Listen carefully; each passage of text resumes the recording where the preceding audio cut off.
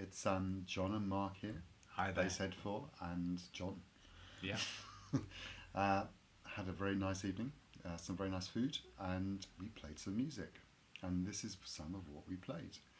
Um, we'll do some shouts, I think, at the end Yeah.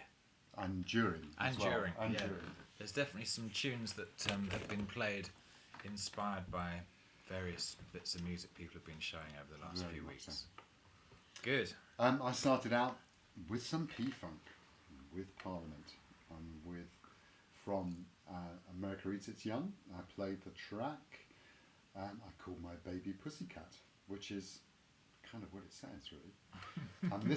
This was kind of Funkadelic's, almost like a kind of concept album for them. I mean, some people have described it as being like their Sergeant Pepper's, but it was kind of it's not really like that at all, actually. Great funk, great version, lots of different versions of I Call My Baby Pussycat on different records, and this is my favourite. America Eats Its Young, Funkadelic. That, yeah, just sort of felt it was right to follow that up with some Jimi Hendrix Experience from Are You Experienced, and the track Fire, which is sort of under 3 minutes, 2 minutes 43 seconds of Fire.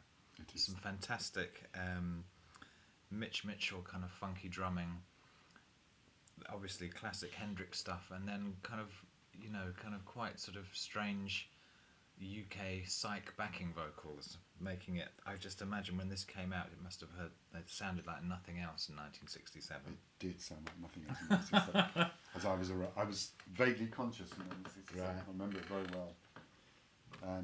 Also, that line, "Move over, Rover, and let Jimmy take over," was a big one. I don't quite understand how I got from Jimmy to De La Soul, but I guess there's a bit of a psychedelic thing going on. 3 Feet High and Rising. I mean, everybody knows this record. Been listening to some of this kind of period hip hop recently, and I think Mark has as well. And played the Magic Number, really, from this. Great record. Still sounds good. And featuring members of De La Soul alongside Tribe Called Quest and the Jungle Brothers and Moni Love. The track Doing Our Own Thing from it's done by the Forces of Nature. And just a quick shout out to Ben Costello, who was showing the 12-inch of that track in, I think, an Enjoy Division video recently.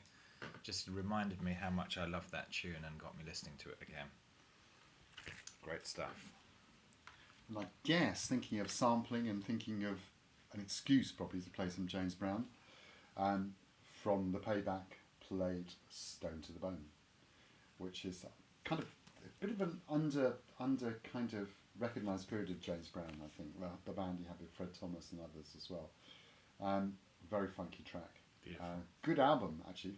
I mean, not all of James Brown's albums are great from start to finish. This one actually is pretty damn good all the way through. You've shown the inside of that gatefold, John. Show the inside of the gatefold.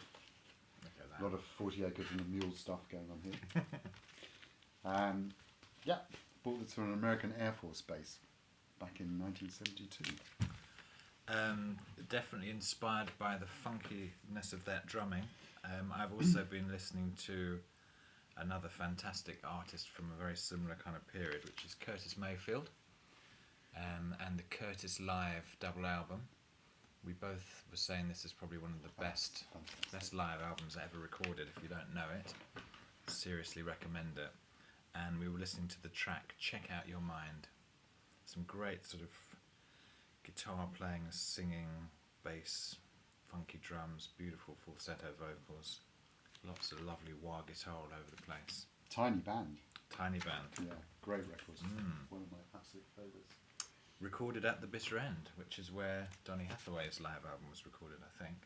Oh, yeah, it was, wasn't it? Yeah.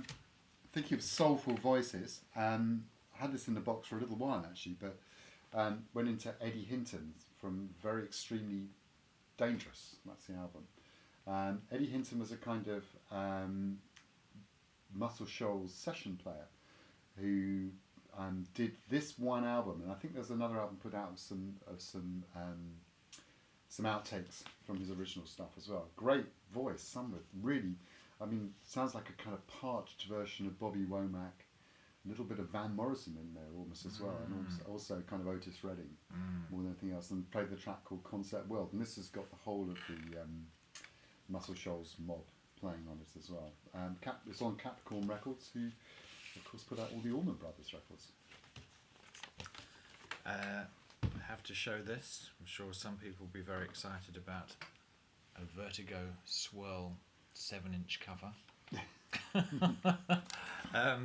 This Whatever was floats your boat. whatever floats your boat, but this actually has a good piece of music on it, which is "Oh No, Not the Beast Day" from Marsha Hunt, and 1973 7-inch. There you go.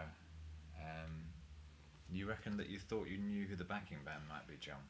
It just sounded like it sounded like that. I actually, now I'm thinking about it, I'm not even sure the name. There was a Vertigo band that was kind of their answer to OCBisa, and it wasn't Hasagai actually. That was Judith Requirements band. I can't remember what they were called, but anyway, sounded good. It sounded very good.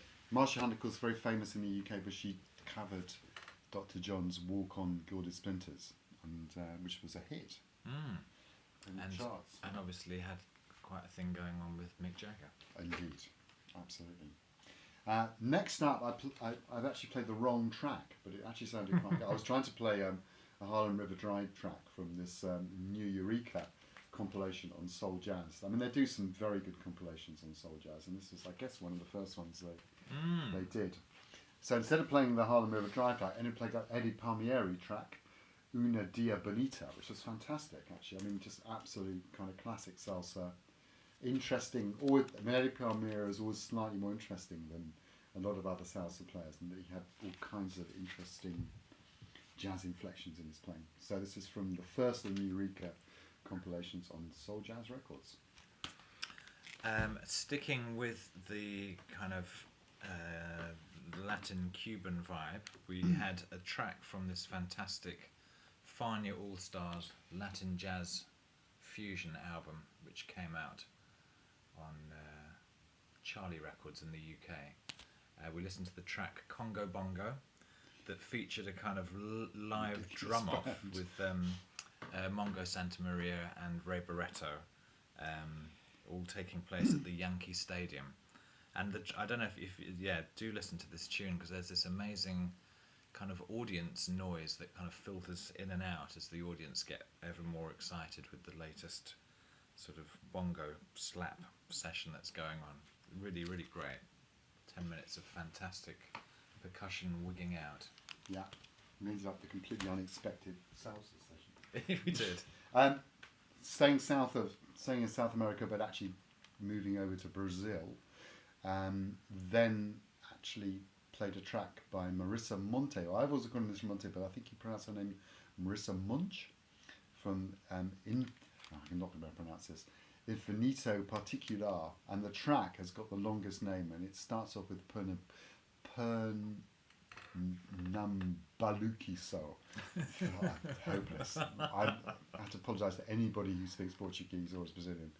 I love her voice, I love her records, and this is an interesting one, and lots of different kind of collaborators on here, including Philip Glass, who actually does some string arrangements on here. Great record.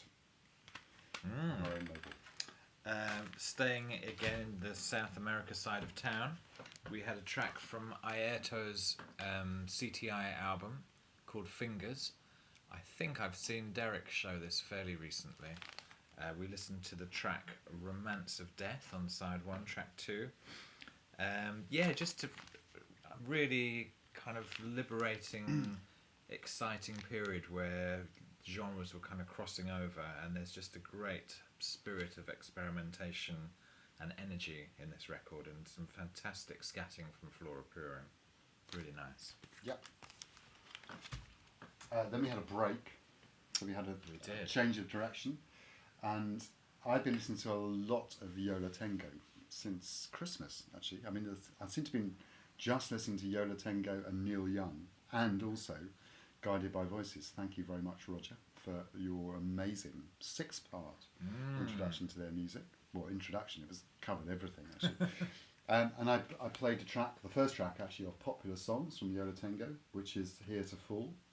Interesting track, arranged by Richard Evans, who, of course, was one of the 2 classic cadet